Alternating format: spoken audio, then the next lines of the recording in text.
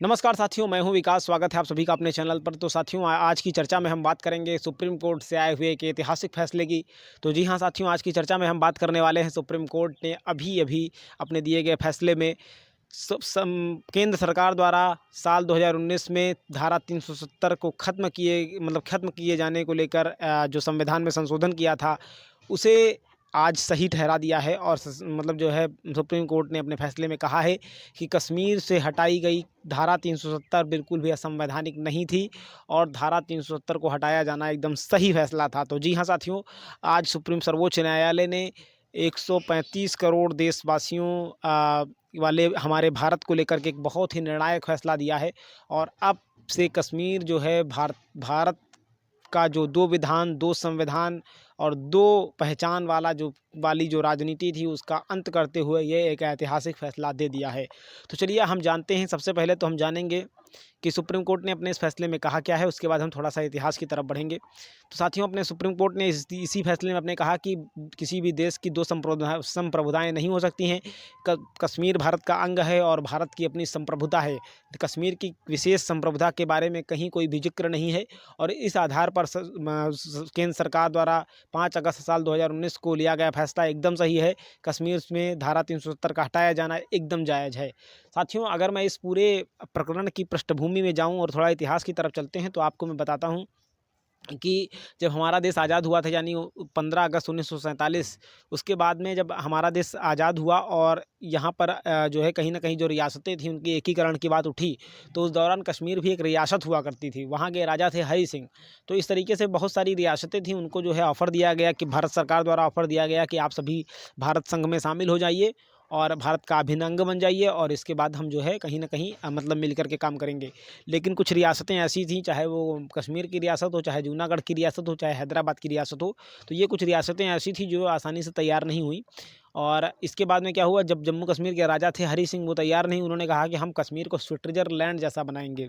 कश्मीर वाक़ई में पृथ्वी पर मतलब स्वर्ग के रूप में जाना जाता है, और भारत में भी उसकी जो जगह है, वो स्वर्ग जैसी ही है। अगर आप घूमने-फिरने गए होंगे तो वहाँ के पहाड़, वहाँ का जो वातावरण है, वहाँ के जो नदियाँ हैं, वहाँ का जो कलरव है, वो वाक़ई में अपनी ओर आकर्षित करता है।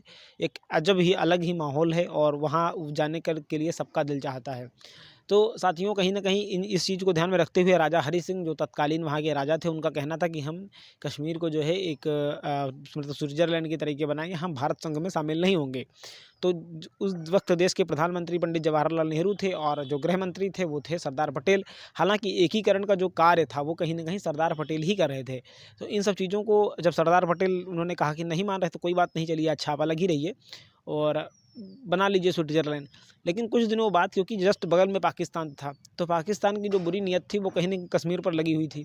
तो उसने क्या किया, उसने कबायलियों के साथ मिल करके, जो वहाँ के पाकिस्तानी के, यानी जो पेशावर प्रांत, इधर जो साइड का कश्मीर से सटा हुआ प्रांत है, तो वहाँ से इन लोगों ने मिल करके कश्मीर पे हमला कर दिया। ठीक, अपने जो टैंक वैंक थे वो सब लेकर के इनके ऊपर चढ़ाई कर दी। अब चूंकि राजा हरि सिंह इतने शक्तिशाली तो थे नहीं कि वो जो है पाकिस्तान की उस संगठित शक्ति का सामना कर सकें और कबायलियों के आतंक का सामना कर सकें, उतनी क्षमता उनकी थी नहीं। लिहाजा क्या हुआ कि जब ये हमला हो गया, कुछ दिनों के बाद, तब ये भारत की शरण में आए। पहले ये शामिल नहीं हुए, लेकिन जैसे ही हमला हो गया, अब इनको लगा कि अब तो सब कुछ जा रहा हमारा। तो ये इन्होंने तुरंत आकर के यहाँ पर जो है पंडित जवाहरलाल नेहरू के नाम एक पत्र लिखा।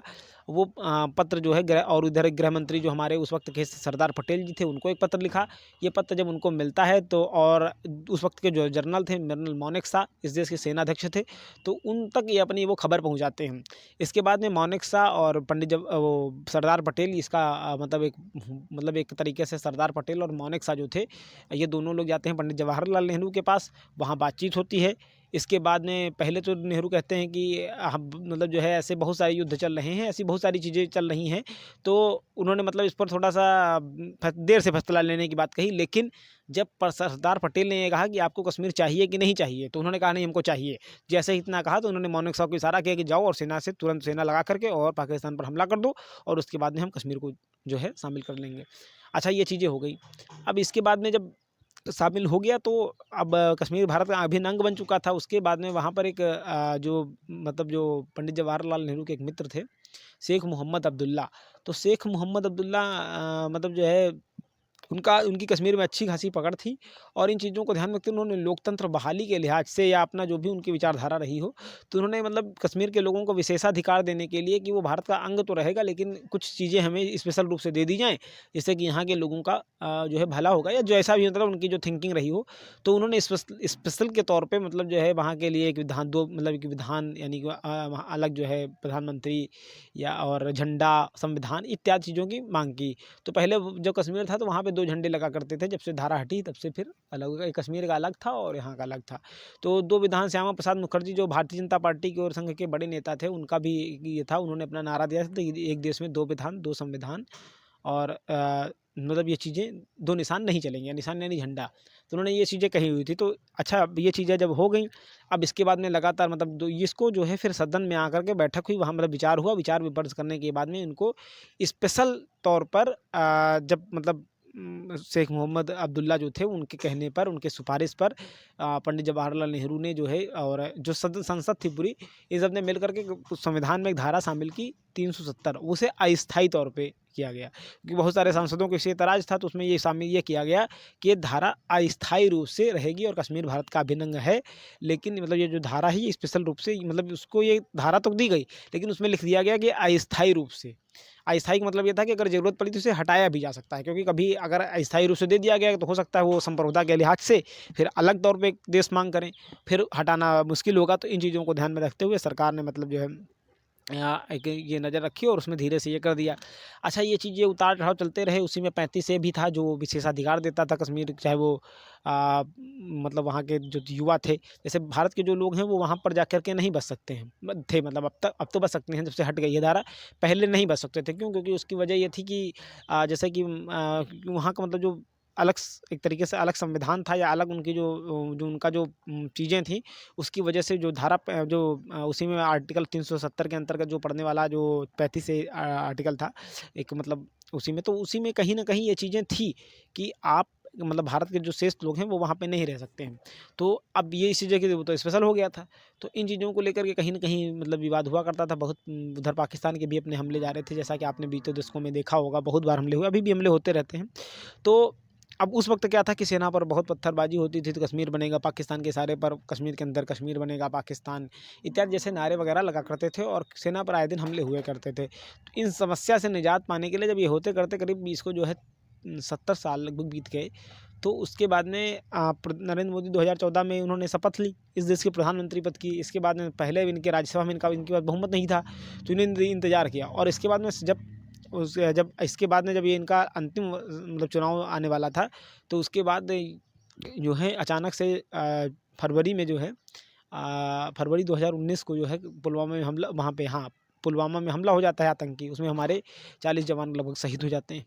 और इस तरीके से जब जवानों की शहादत होती है और ये चीज़ें बार-बार, वो बड़ी चीज़ थी। उसके बाद खैर बालाकोट में भारतीय सेना एयर स्ट्राइक भी करती है, बहुत चीज़ें होती हैं और पाकिस्तान को जवाब भी मिलता है। अब इसके बाद में कहीं न कहीं ये चीज़ जो थी, जो स्पेशल चीज़ थी, उसकी वो और ज़्यादा खटक जाती है कि उनको ये लगता था कि कहीं न कहीं ये यहाँ के स्थानीय जो युवा हैं उनको बरगला करके पाकिस्तानी लोग जो है कि मतलब भारत से, चूँकि भारत के कानून तो चलते नहीं थे ना, उस हिसाब से सज़ा हो जा पाती थी, तो उसका फ़ायदा वो लोग उठाते थे और उनको जो है भड़ते थे, भड़का देते थे कि क्यों, कौन को तुम्हारे यहाँ के हिसाब से सज़ा होगी, यहाँ हो तो आसानी से छूट जाओगे, ये कानून यहाँ का कश्मीर का ये चलता है। तो ये ना कहीं न कहीं चीज़ खटक रही थी। तो उसके बाद में अचानक से अच्छा, चूँकि हमला पुलवामा का बदला ले ही लिया गया था, तो उसके बाद ये लगा कि सरकार जो है कोई बड़ा और हमला कर सकती है। तो इस तरीके के माहौल कश्मीर में सेना है ना तमाम उतार दी गई, और उतारने के बाद में मतलब ये हुआ कि अब किसी भी तरीके से कोई बड़ी चीज़ होने वाली है। तो देश में उस वक़्त एक माहौल बना कि कुछ बड़ा होने वाला है। ये चीज़ जो उस वक़्त लोगों को याद होगा तो बहुत चला था कि कुछ बड़ा होने वाला है। तो अब ये बना तो हुआ ये कि हो सकता है भारत हमला कर दे, और इसके बाद में अचानक से क्या हुआ, 4 अगस्त की जो रात थी, 4 अगस्त की शाम से ही कश्मीर की जो पूर्व मुख्यमंत्री महबूबा मुफ्ती थी, कश्मीर के जो जम्मू कश्मीर के जो अन्य बड़े नेता थे, चाहे वो उमर अब्दुल्ला हों, फारूक अब्दुल्ला हों, या जो अलगाववादी नेता सैयद अली शाह गिलानी हों, या फिर यासिन मलिक हों, ये जो अलग-अलग नेता थे, इन सभी को जो है मतलब जो है इनकी इनकी नज़रबंदी की गई, कुछ को गिरफ्तार किया गया। और जो कश्मीर की जो मुख्य लीडरशिप थी, यानी जो लोगों को इस तरीके, चाहे वो अलगाववादी भड़काने वाले लोग हों या फिर इस टाइप के लोग हों, तो मतलब या राजनीतिक लोग हों, तो कहीं न कहीं सियासी फ़ायदा उठाने के लिए ये लोग ऐसा कर सकते थे। तो इन चीज़ों को ध्यान में रखते हुए सरकार ने ये पहले से ही सख्ती कर ली। अब इसके बाद में 5 अगस्त को सरकार ने जो है, जैसे ही जब 5 अगस्त का सुबह आया, तो किसी को पता नहीं था कि होने वाला क्या है। अचानक से जो अमित शाह थे, पहले ये लगा कि कुछ हमला होगा या पाक पाक पीओके जो उनके पास है उसको मिलाने की कुछ बात हो रही है, तो पहले कुछ ऐसा ही लगा। लेकिन अचानक जब उन्होंने फैसला पढ़ना, मतलब जो फैसला कह रहे हैं वो जो वो पढ़ना शुरू किया, अपना जो ला के अमित शाह बना के लाए हुए थे, और उन्होंने मतलब इसमें लिखा कि अपना जो उसमें उन्होंने पढ़ना शुरू किया।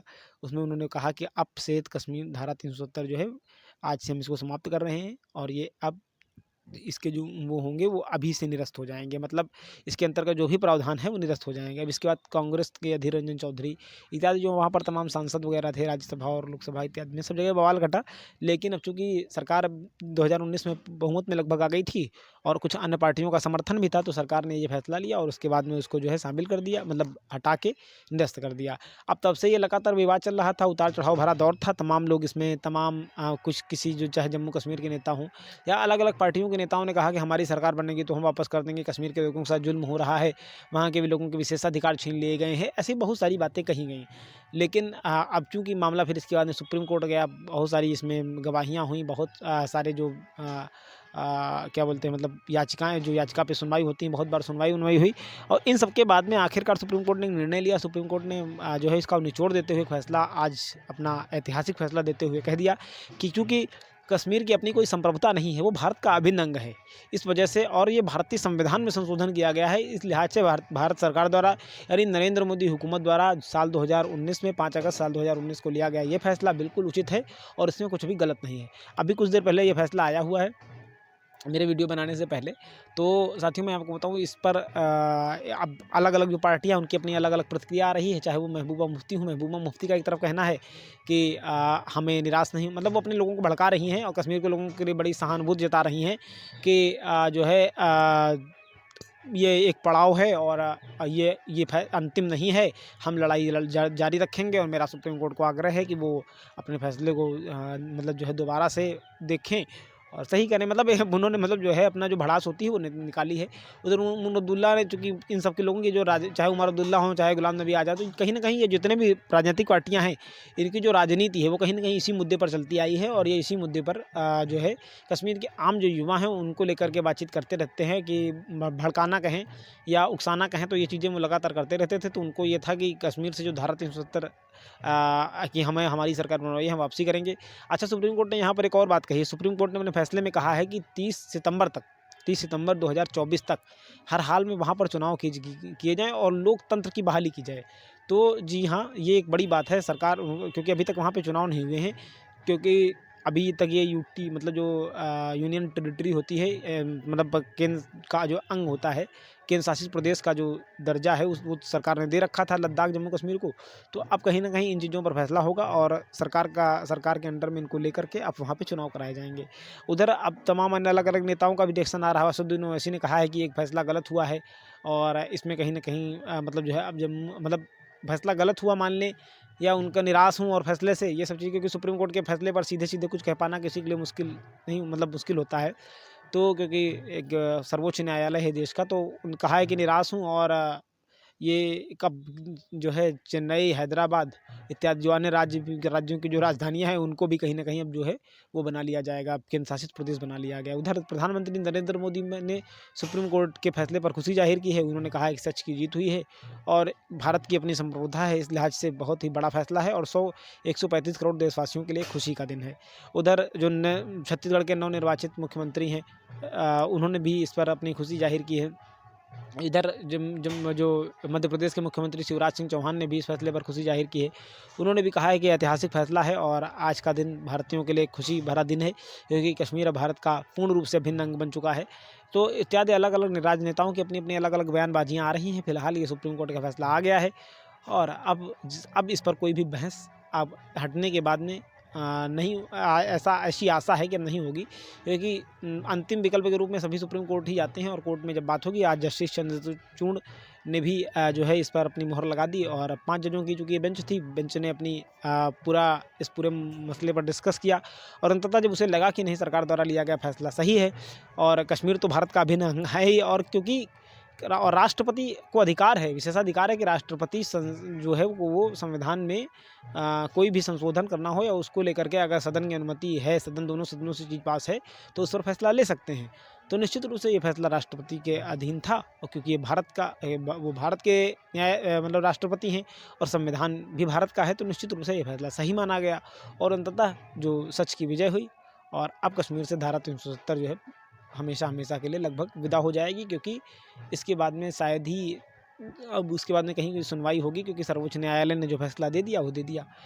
तो साथियों, आज की इस वीडियो में अभी के लिए रखते हैं इतना ही, मिलते हैं फिर किसी अगले टॉपिक पर, तब तक के लिए हमें दीजिए इजाज़त। आप सभी ने इतनी देर तक देखा, इसके लिए आप सभी का बहुत बहुत धन्यवाद। Thank you very much. जय हिंद, वंदे मातरम, भारत माता की।